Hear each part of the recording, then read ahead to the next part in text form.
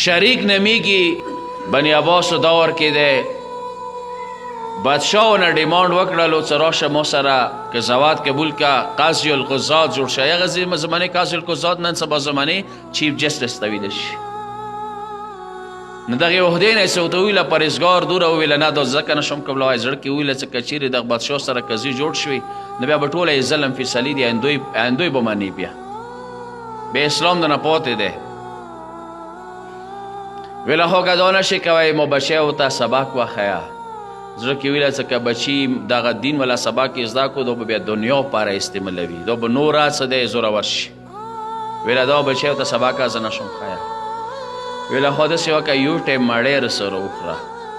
نو زړه کې ویله د یو ټیم مړۍ دومره غټه خبره نه دی مړۍ اوس وخوره چې ځان ونه خلاص کړو چې د قضاوت نه ځان خلاص کړو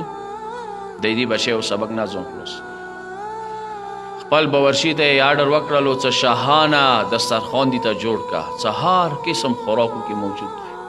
رنګ برنګې دسترخوان جوړ کا خوشبونه ډراک دسترخوانو ته جوړ کا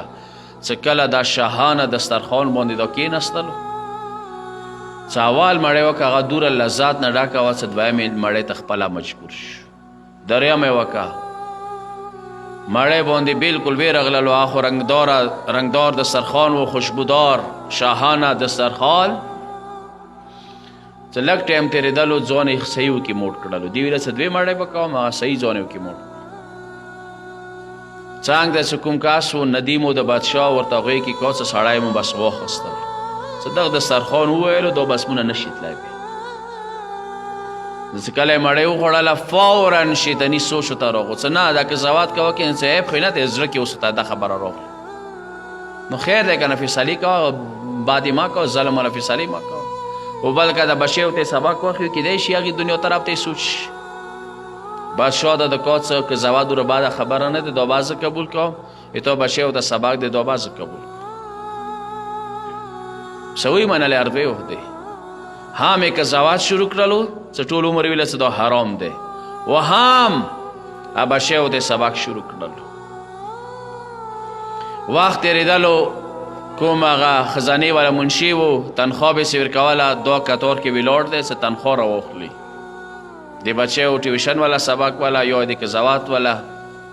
نو ولاړ دی دې کې غصه شول هغه کوم خزانچي دی هغه ته دکا چې ما ته خپله تنخوا څومره زر وي راکړه بیړه کوه دې باندې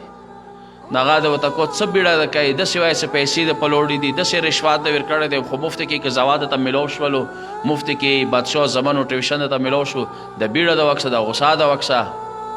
هغې یوه جمله ورته استعمال کړه ویله ما ډېر غاټ تاوان شوی دی دغه قضاوت باندې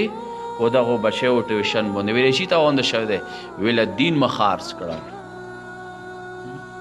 ما دین خرڅ کړو دین ځنه وخت کې ځنه کسان شته دي هغه څه یاره دا جواب دی مجتهد طرف نه ورته یي چې که دغه برانچ کې د حصه واخیستله دغې حصې کې حرامه ده وکه چونکې سود دی هغه کې چې وکړو مجبور یو هغسې بل چې د کوی نه شي داسې مسلې درځي. قضاوت کې اندیشان سره د موجوده دور قضاوت خاصه معلومه خبره ده چې 80% 70% د انګریزانو قوانین دغه اسلام خلاف دي. هغه نه پښتنه وکړي قاضي صاحب نه هغه یې مجبور یم زه چی وکړم زه به سپریم کورټ خبره منم که زه به قرآن منم. دا شی مهم دی چې انسان باندې دوره پروردگار حاضر و نظیر شي چې هغه امیر المؤمنین غونته بیان ورکړي چې که کدو اوبو کې پوخ وي څه پروا نه کوي خو چې شکم ته حرام لاړ نه شي کدو اوبو څه وخوړلی شي څه پروا نه کوي.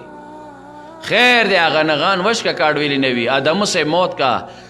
تکلیف ځانې تیر کا خو حرامو ته څه دی ځان مه مشوره